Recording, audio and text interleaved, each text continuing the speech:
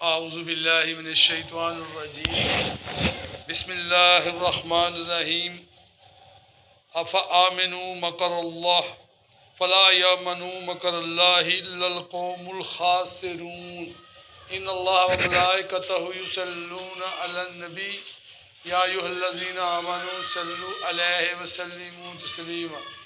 درود پاک پڑھیں۔ اللہم صلی علی سیدنا و مولانا محمد وعلی سیدنا و مولانا محمد وبارک وسلم وصلوا علیہ۔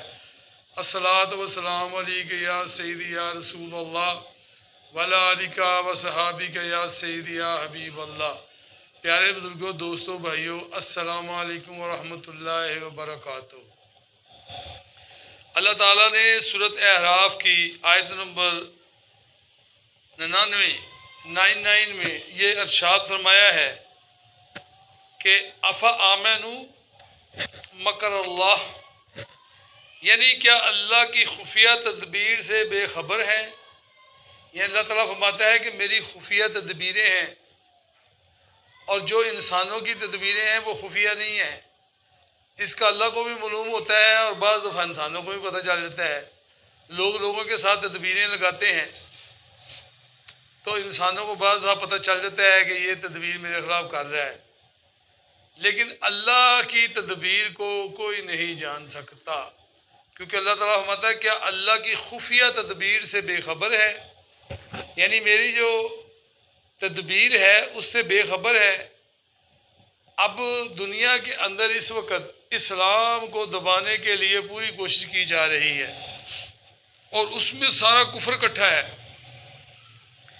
لیکن نبی اکرم صلی اللہ علیہ وآلہ وسلم شاہ فرماتے ہیں کہ میری ایک جماعت جو ہے نا حق پر رہے گی حتیٰ کہ قیامت آئے گی، اور ان کا کوئی بال بھی ٹیڑھا نہیں کر سکتا۔ یہ حدیث مبارکہ ہے، یعنی ہمیں اس چیز کی بشارت ہے۔ اور نبی اکرم صلی اللہ علیہ وآلہ وسلم نے ارشاد فرمایا کہ یہ جو دین اسلام ہے نا، یہ مغلوب ہونے نہیں آیا، یہ غالب ہونے کے لیے آیا ہے۔ یعنی اسلام پر کبھی بھی غلبہ نہیں آئے گا، البتہ اسلام کا غلبہ آئے گا۔ اب یہ جو وقتی طور پر، عارضی طور پر یہ جو چل رہا ہے، اس سے ایسے لگتا ہے کہ مسلمان بہت کمزور ہے، مسلمان کے پاس طاقت نہیں ہے۔ نہیں، یہ چیزیں نہیں ہیں۔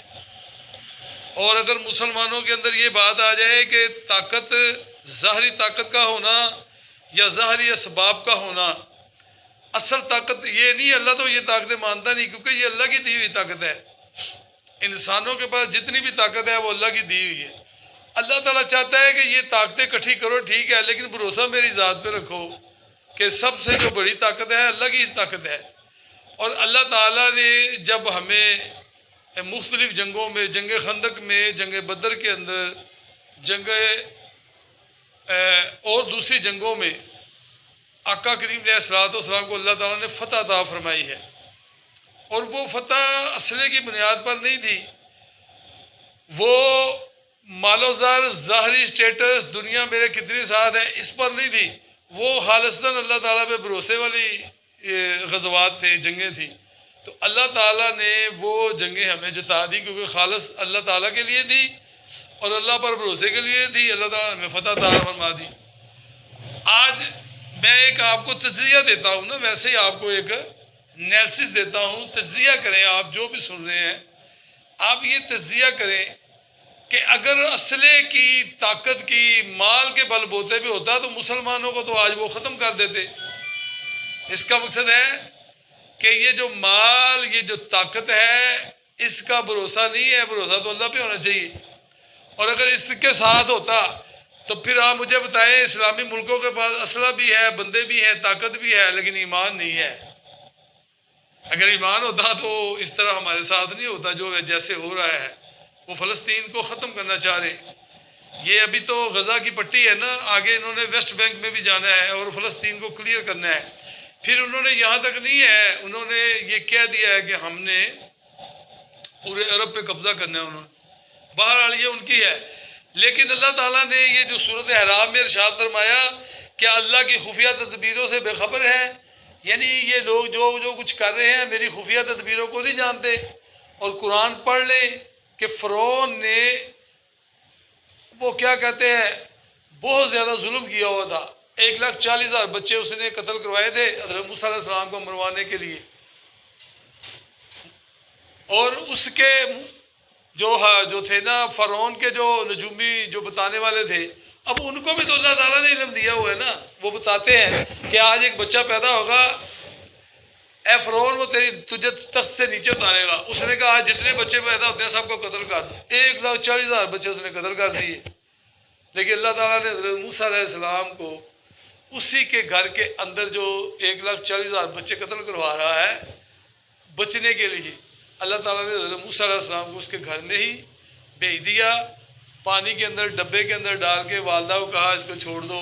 پھر اس محل کے ساتھ وہ لمبا واقعہ ہے، آپ نے اکثر سنا ہوگا. تو مختصر یہ ہے کہ حضرت موسیٰ علیہ السلام کو اللہ تعالیٰ نے فرعون کے گھر کے اندر ہی بڑا کیا پیدا، اور پھر اسی سے ہی حضرت موسیٰ علیہ السلام کی ذات مبارکہ سے ہی اللہ تعالیٰ نے اس کو دریا میں غرق کر دیا. اچھا، اب حضرت ابراہیم علیہ السلام کو آگ میں ڈالنے کے لیے نمرود نے بہت بڑا الاؤ لگایا ہے جی. اور اس کے اندر اگر کسی کو پھینکنا ہو نا تو آگ لگا کر پاس نہیں جا سکتا، اتنا بڑا اس نے لکڑیوں کا ڈھیر اور آگ جلائی. اب جب اس نے آگ جلائی تو حضرت ابراہیم علیہ السلام کو اس نے منجنیق جو جیسے کہلے غلیل کی طرح ہوتی ہے اس کے اندر ڈال کے اس کو ایسے پھینکا ہے حضرت ابراہیم علیہ السلام. قرآن بتاتا ہے جب حضرت ابراہیم علیہ السلام آگ کے اندر جا رہے ہیں تو اللہ تعالیٰ نے حضرت جبریل علیہ السلام کو بھیجا کہ جا کے پوچھو کہ میری مدد کی ضرورت ہے. یعنی جبریل علیہ السلام اپنی طرف سے کہہ رہے ہیں میری مدد کی ضرورت ہے. تو حضرت جبریل علیہ السلام نے حضرت ابراہیم علیہ السلام جا رہے ہیں آگ کی طرف، تو حضرت جبریل علیہ السلام نے عرض کی کہ میری مدد کی ضرورت ہے. فرمایا جس نے تجھے بھیجا ہے نا وہ بہتر جانتا ہے کہ مجھے اس کی مدد کی ضرورت ہے کہ نہیں ہے. یعنی جبریل علیہ السلام کی مدد کی ضرورت ہے کہ نہیں ہے، میں تو اللہ پہ بھروسہ کیے ہوا ہوں. تو اللہ تعالیٰ نے فرمایا کہ حضرت ابراہیم علیہ السلام نے یہ جو اپنی مضبوطی دکھائی، اپنی محبت کا اظہار کیا، مجھ پر بھروسہ کیا. اللہ تعالیٰ نے قرآن پاک میں فرمایا جو میں مفہوم بتا رہا ہوں کہ اے آگ ٹھنڈی ہو جا ابراہیم علیہ السلام پر، سلام علی ابراہیم، حضرت ابراہیم علیہ السلام پر سلام ہو. اور جب نیچے دیکھا وہ نمرود کی تدبیر یہ تھی کہ آگ لگا کے جلا دیتے ہیں، اللہ کی تدبیر یہ تھی میں تو پھول بنا دوں گا. تو وہ پھول بن گئے اور حضرت جبریل علیہ السلام نے بڑے آرام سے حضرت ابراہیم علیہ السلام کو ان پھولوں پہ لٹا دیا. نمرود جو خدائی دعویٰ کرتا تھا، فرعون جو خدائی دعویٰ کرتا تھا، قارون جو بڑی دولت کا گمانڈ کرتا تھا، زمین میں دسا دیا گیا. میرے پیارے بزرگوں دوستوں بھائیو، ہم مسلمان جو قرآن پڑھتے ہیں، جو قرآن سنتے ہیں، کلمہ پڑھتے ہیں، ان کو ان باتوں کا خیال کرنا پڑے گا کہ اللہ تعالیٰ نے تو بڑے بڑے جو بدماش تھے، یہ تو کچھ بدماش نہیں ہیں، یہ فرعون سے بڑے بدماش نہیں ہیں، اس کو بھی ڈبو دیا. قارون اتنا امیر تھا، بدماشی کرتا تھا، اس کو بھی اللہ تعالیٰ نے غرق کر دیا. نمرود کو بھی غرق کر دیا. اس طرح کے اور واقعے ہیں قرآن پاک کے اندر. اللہ تعالیٰ نے بڑے بڑی نسلوں کو تباہ کر دی. قوم جبارین سورۃ مائدہ میں ان کا پاؤں اتنا بڑا تھا کہ انسان ان کے جوتے کے اندر سو جائے، اتنا بڑا پاؤں تھا ان کا جوتے کا. اور اس وقت یہودیوں نے لڑنے سے انکار کیا تھا. اللہ تعالیٰ نے اس قوم کو بھی ہلاک کیا. اللہ تعالیٰ کے لیے تو کوئی مسئلہ نہیں ہے. اس لیے اللہ تعالیٰ نے فرمایا کہ میری تدبیروں سے جو خفیہ ہیں، بے خبر ہیں، یعنی انہیں خبر نہیں ہے میری تدبیریں کیا ہیں.